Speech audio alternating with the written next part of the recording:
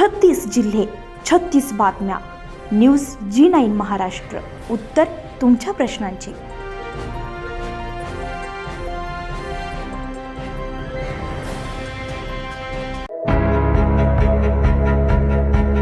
दिनांक 28 फेब्रुवारी 2026 ला अमरावती येथील अभियंता भवनमध्ये श्री गजानन पातुर्डे लिखित म्हणाले पुस्तकाचा प्रकाशन सोहळा नुकताच पार पडलाय.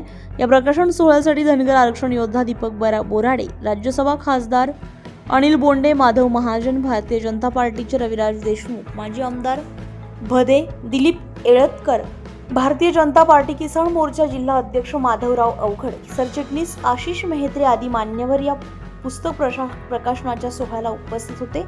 सुरुवातीला संपूर्ण मान्यवरांचे कुमकुम तिलक करून स्वागत करण्यात आले. तसेच उपस्थितांच्या हस्ते राजमाता अहिल्यादेवी होळकर यांच्या प्रतिमेचे पूजन आणि दीप प्रज्वलन करून या प्रकाशन सोहळ्याला सुरुवात करण्यात आली. या संपूर्ण मान्यवरांचे गजानन पातुर्डे यांच्याकडून घोंगडी, सन्मान चिन्ह आणि पुस्तक देऊन स्वागत करण्यात आले. त्यानंतर दीपक बोराडे आणि मान्यवरांच्या हस्ते हे म्हणा या पुस्तकाचे प्रकाशन मोठ्या आनंददायी वातावरणामध्ये करण्यात आले.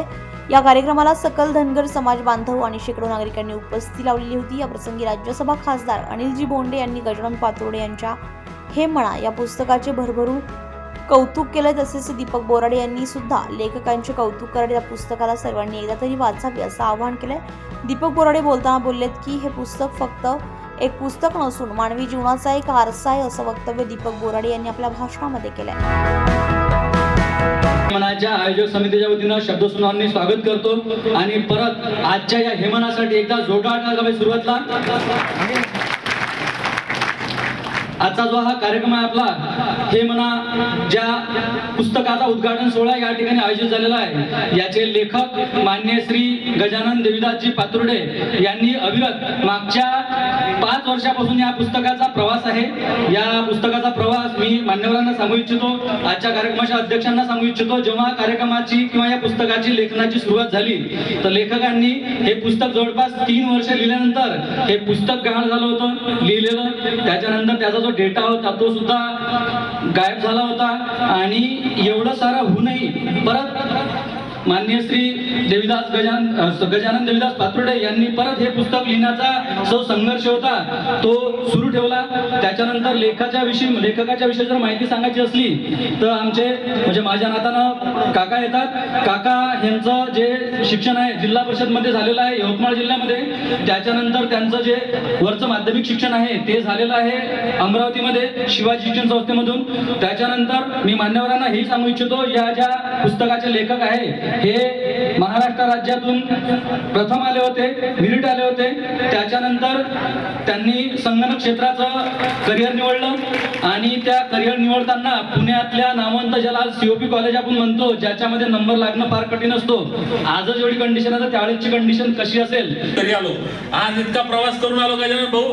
तुमच्या या उपक्रमाचं कौतुक करणे हा उद्देश जरी होता, तुमचं मनोबल वाढवणे, तुमचा सन्मान करणे ही भावना जरी होती, पण माझा छोटासा स्वार्थ होता की मी इथं आल्यावर मला माहित होतं इथं प्रत्येक जिल्ह्यातले आमचे बांधव येणार आहेत आणि लाखो मोलाचे बांधव येणार आहेत आणि त्यांच्या पुढे माझाही विचार केला पाहिजे की आमच्या लेकरा बाळांच्या कल्याणाचा हा शेवटचा लढा आहे. भावांनो बहिणींनो, एकदा शेवटचा हातोडा मारायचा आणि विजय मिळवायचा, आमच्या लेकरा बाळांचं कल्याण करायचं. म्हणून मी या ठिकाणी आलो.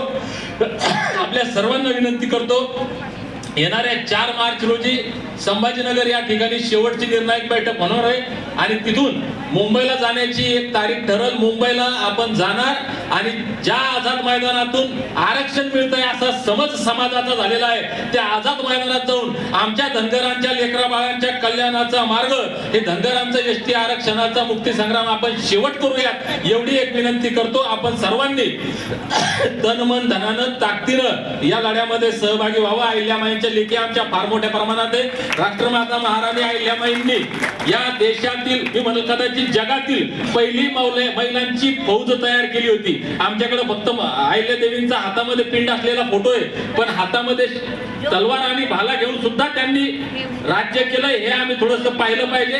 अहिल्यामाई म्हणाले ज्यावेळेस राघोबा दादवा होळकर संस्थान खालसा करायला आले, अहिल्यामाई हातात भाला घेऊन उभ्या ठाकल्या आणि म्हणाल्या की बाय माणूस म्हणून आपला समजून मला पाहू नका, मी हातामध्ये बासडा घेऊन उभी ठाकेल तर श्रीमंतांच्या दौलतीत जड पडेल.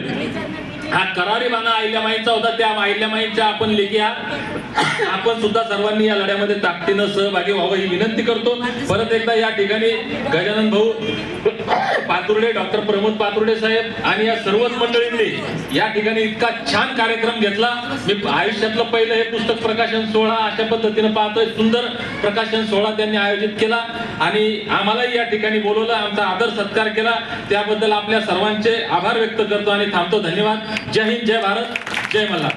शिकलेले परदेशात न जाता भारतात राहून भारताची जी विरासत आहे त्या विरासत जोपासली त्यांनी आणि ती विरासत जोपासताना भारतामधली संस्कृती टिकली पाहिजे, भारतामधले कुटुंब टिकले पाहिजे, भारतामधल्या येणाऱ्या पिढीवर संस्कार टाकले झाले पाहिजे आणि शेवटी विश्वाला मार्गदर्शन करू शकेल ही ताकद जी भारतामध्ये आहे त्याला उजाळा मिळाला पाहिजे अशी ही भावना त्यांची आहे.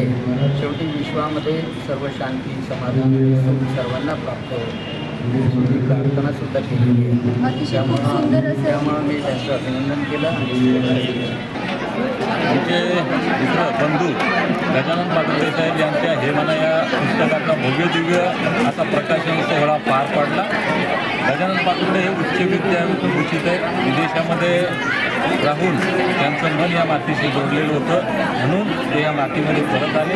आपल्या आईवडिलांसोबत परिवारासोबत राहताना त्यांना ज्या ज्या अनुभूती आल्या असतील त्यांना ते ज्ञान प्राप्त झालं याचा उपयोग इतरांना व्हावं, आपल्या ज्ञानाचा फायदा समाजाला व्हावा या उद्देशातून एक अप्रतिम असं पुस्तक त्यांनी लिहिलं आहे. त्यांच्या या पहिल्या प्रयोगाला, त्यांच्या या विक्रमाला मनापासून शुभेच्छा. हे पुस्तक सर्वांनी वाचावं. लहान लेकरापासून मोठ्यापर्यंत प्रत्येक क्षेत्रातील प्रत्येक माणसासाठी जीवन जगत असताना हे पुस्तक अत्यंत उपयोगी ठरणार आहे.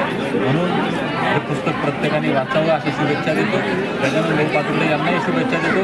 त्यांच्या हातून असेच अजून आज ते नवोदित लेखक म्हणून त्यांचं पहिलं पुस्तक या ठिकाणी प्रकाशित होतं आहे. त्यांच्या हातून अशीच पुस्तकं प्रकाशित होत राहावी आणि या त्यांच्या ज्ञानाचा फायदा समाजाला होत राहावा. भाऊ, धनगर आरक्षणाविषयी जे आपली भूमिका आहे, पुढील आपली भूमिका काय राहील आणि आता जे आपण बोललात की संभाजीनगरला निर्णायक बैठक होऊन पुढील निर्णय ठरवले जातील त्यामध्ये काय विशेष तुमचं पुढचं नियोजन राहील? विसरत्न डॉक्टर बाबासाहेब आंबेडकरांनी दिलेल्या संविधानानुसार हा देश चालतो आणि त्या संविधानानुसार धनगर जमातीचा समावेश 47 जमातींच्या यादीमध्ये 36 नंबरला केलेला आहे. दुर्दैवानं धनगर हे साधे भोळे अडाणी असल्यामुळे यांच्या अज्ञानाचा फायदा घेऊन इथल्या चतुर, चाणाक्ष आणि भूत प्रस्थापित व्यवस्थेनं या आरक्षणाच्या लाभापासून धनगरांना वंचित ठेवलंय. या आरक्षणाची अंमलबजावणी होऊन आमच्या लेकराबाळांचं कल्याण व्हावं म्हणून या राज्यामध्ये गेल्या कित्येक दशकांपासून कित्येक बांधवांनी हा लढा लढलाय. आमच्या शेकडो बांधवांनी आपला जीव धोक्यात घालून उपोषणं केली. कित्येक बांधवांनी आत्मबलिदान दिलं. हजारो बांधवांवर गुन्हे दाखल आहेत. समाजाचा किती वेळ आणि किती पैसा श्रम या आरक्षणासाठी वाया गेले याचा हिशोब लागत नाही. म्हणून आम्ही ठरवलंय जालन्याच्या आंदोलनाच्या आणि क्रांतीच्या भूमीतून या लढ्याचा शेवट करायचा. स्वर्गीय B.K. कोकरे साहेबांनी बारामतीच्या मातीतून हा लढा सुरू केला होता. आम्ही जालन्याच्या आंदोलनाच्या आणि क्रांतीच्या भूमीतून या लढ्याचा शेवट करण्याचा निर्धार घेतलेला आहे आणि या शेवटच्या निर्धाराची शेवटची निर्णायक बैठक येणाऱ्या 4 मार्च रोजी संभाजीनगर या ठिकाणी होणार आहे. तिथून मुंबईच्या आझाद मैदानात जाण्याची दिशा ठरेल, तारीख ठरेल आणि मुंबईच्या आझाद मैदानात जाऊन बाबासाहेबांनी दिलेलं आरक्षण रूपी अमृत जे या व्यवस्थेनं कैद करून ठेवलंय ते मुक्त करून आमच्या लेकराबाळांचं कल्याण करण्याचा निर्धार आम्ही केलेला आहे. या पुस्तकामध्ये आताच्या पूर्णपणे मार्गदर्शन जीवन कसं जगायचं अध्यात्म हा फार आवश्यक आहे. येणाऱ्या पिढीसाठी हे म्हणतो की प्रत्येक शाळा आणि कॉलेजमध्ये हे कंपल्सरी झालं पाहिजे. या पुस्तकाने उत्तम जीवन जगण्याचा मार्ग सर्वांना अध्यात्मामधून दिलेला आहे. त्यांची आज म्हणजे भावना अशी म्हणजे अध्यात्म म्हणजे साधूपणा आणि हे पुस्तक वाचल्यावर तुम्हाला सर्व लक्षात येते की माणसाने जगावं कसं. या पुस्तकाच्या विमोचनाच्या न्यूज GNN महाराष्ट्रासाठी दिनेश गोहत्रे, चांदूर बाजार.